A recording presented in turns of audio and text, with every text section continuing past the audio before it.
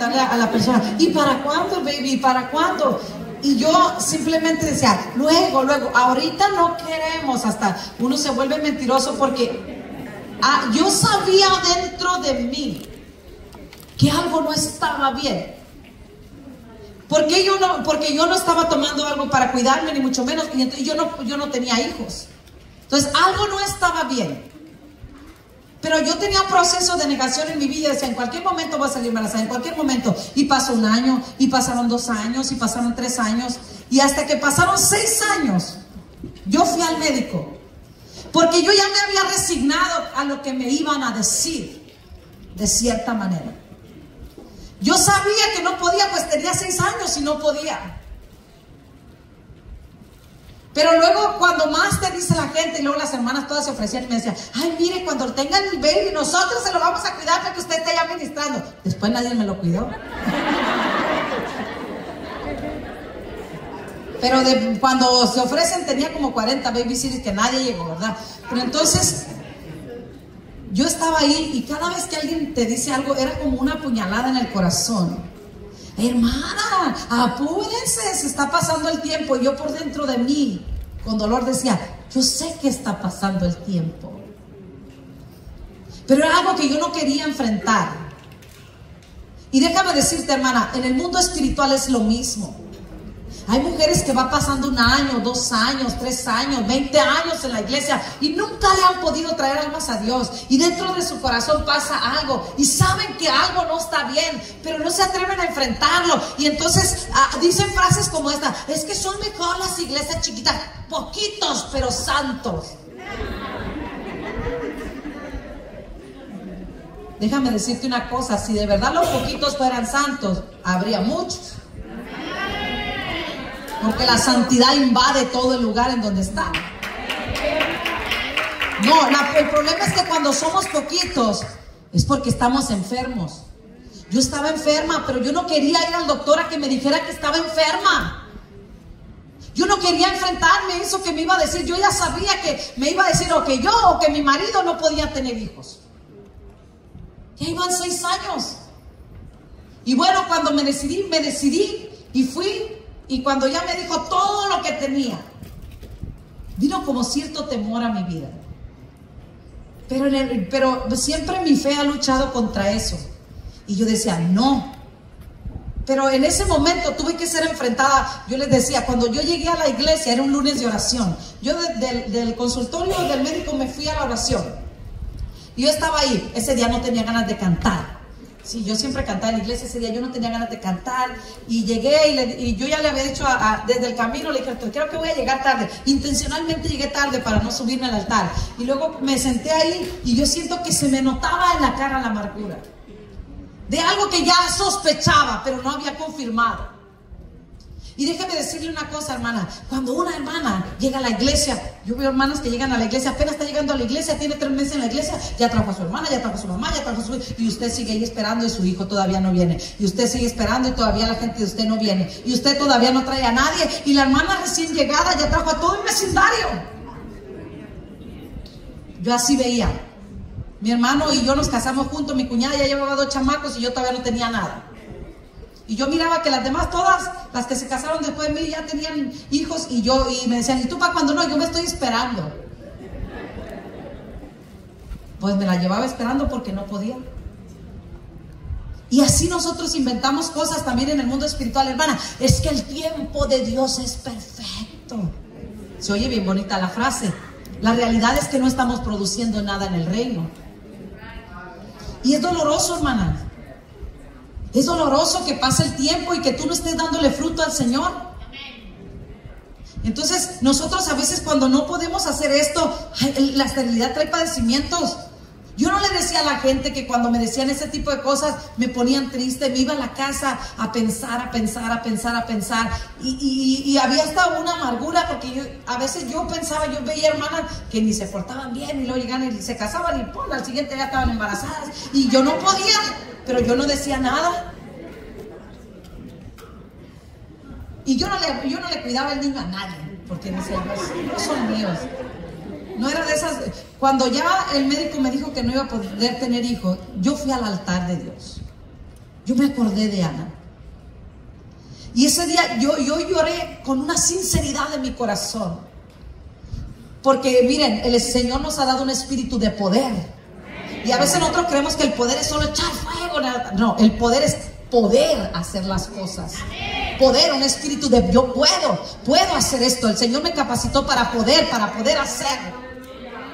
Y entonces yo no podía, entonces me sentí impotente, me sentía frustrada, la amargura. Ana estaba así, y lo peor, yo no tenía otra mujer con mi marido que me fuera y me dijera, mira, yo sí tengo y tú no tienes. Y ella sí tenía, y una mujer, ahí estaba Penina, que cada año adrede salía embarazada para que Ana se frustrara. Gracias a Dios ya no se vale la bigamia.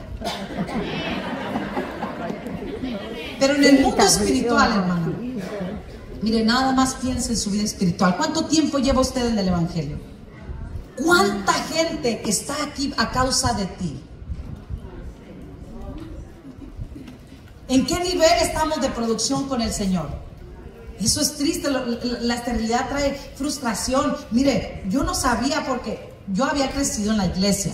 Yo tenía un padre evangelizador, una madre llena del poder de Dios, una mujer de oración, pero yo nunca le habían llevado almas a Dios. Pero ese día que me di cuenta que tampoco podía tener hijos, ese día fui al altar y le dije, Señor, si no me vas a dar hijos naturales, dame hijos espirituales. Y no quiero poquitos, quiero muchos.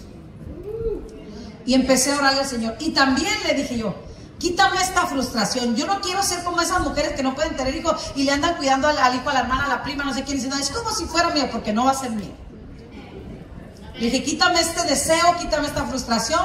No quiero sentirme así, pero dame muchos hijos espirituales. Y fíjate, yo estaba en el altar derramando toda mi frustración. Yo estaba ahí en el altar pidiéndole al Señor, cuando el pastor le dijo a mi esposo, ora por ella, tú tienes don de sanidad. Y aunque él oró por mí, yo hice un pacto con el Señor. Y le dije, si no me los vas a dar, nada más quítame este deseo de andar buscando chiquillos por todos lados. Le dije, de andar deseando lo que no me vas a dar. Pero lo que sí te pido, le dije, es que me abras la matriz espiritual. Quiero darte hijos, quiero reproducirme en la gente, quiero capacitar mujeres. Quiero que donde yo vaya ponga mi espíritu sobre otras y algo suceda. Fíjate, yo no me daba cuenta de que yo estaba haciendo un pacto con el Señor, porque Dios me estaba llevando a mí al deseo de cumplir con lo que Él quería. Y en el momento en que yo vine y le dije, Señor, dame hijos espirituales, en ese mismo momento Dios me sanó.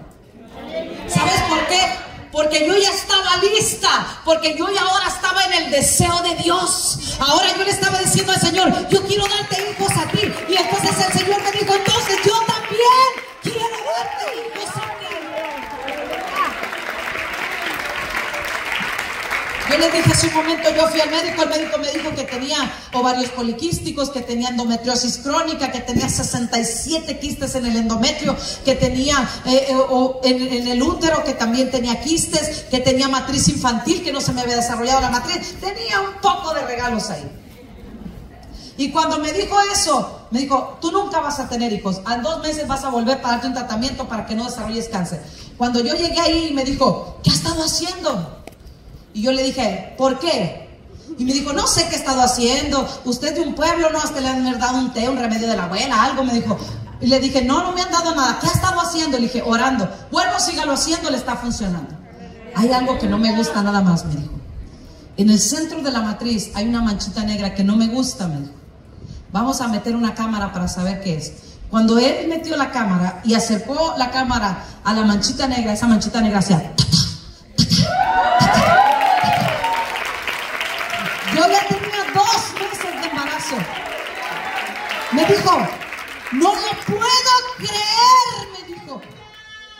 Fíjate lo que me dijo. No lo puedo creer. ¿De qué vive este niño? Porque no tienes cordón umbilical. Para que se mostrara que era Dios. Tiene 2 meses, me dijo, porque está completamente formado. Es más, me dijo, es un varón.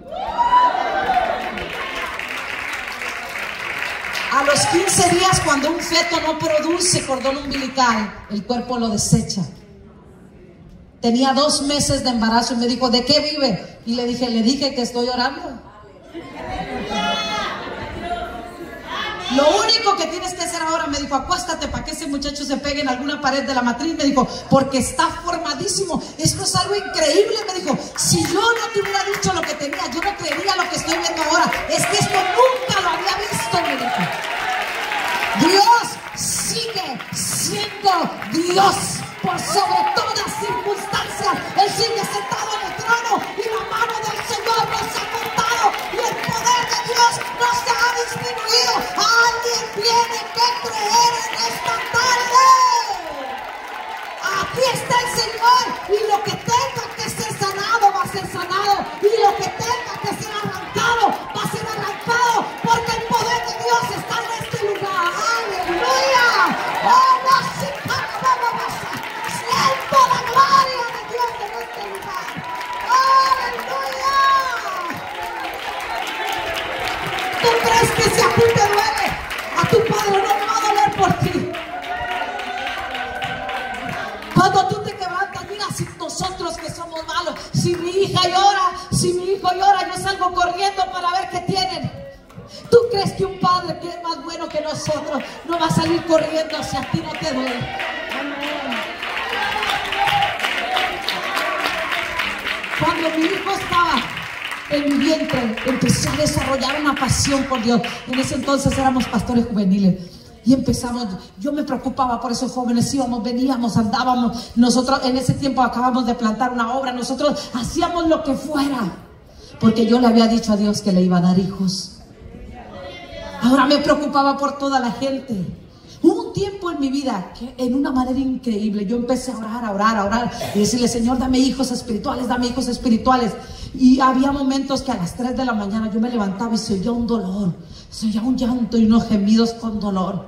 Y yo me paré y le dije, Señor, ¿qué está pasando? Y me dijo, te estoy permitiendo oír el clamor de la ciudad, la gente que se está perdiendo, la gente que se está yendo al infierno. Me dijo, quiero que te despiertes, me dijo, quiero que produzcas. Y yo sentía un dolor, yo sentía que esos clamores, esos gemidos me dolían a mí. Y entonces el Señor empezó a usarnos. El Señor empezó a usarnos. El Señor no nos empezó a llamar a otros lugares. Me acuerdo que cuando yo estaba más joven, nos dijeron a mi esposa, el Señor los va a llevar a las naciones. Y a nosotros nos invitaban a puros pueblitos cerquita de nosotros. Dijo David, pues estos ranchos han de ser las naciones, me dijo. Pero sabe una cosa, había un deseo en mi corazón por darle hijos a Dios. Hermanas, miren, yo estaba mal enfocada. Yo soy hija de pastor. Y yo vi a un padre que tenía don del Espíritu Santo. Es más, hay gente que iba en el pueblo y decía, yo voy a ir allá a la iglesia y van a ver que Benjamín va a orar por mí. Yo no me voy a caer, y yo no voy a hacer esas payasadas que hace la gente. Todavía no llegaron al altar. Mi padre nomás levantaba la mano y caían al piso hablando en lengua, porque tenía don del Espíritu Santo. Yo recuerdo que la gente allá en la iglesia se levantaba de las sillas de ruedas, se levantaban de los pies que estaban chuecos, se enderezaban, las manos que estaban cortitas crecían. Yo había visto a un Dios sobrenatural toda mi vida y yo creía que eso era servirle a Dios.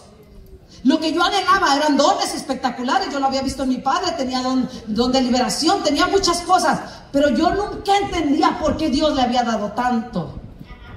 Si mi padre tenía que ir 3 horas arriba de la montaña a hablarle a gente allá donde no había camino para ir, él iba.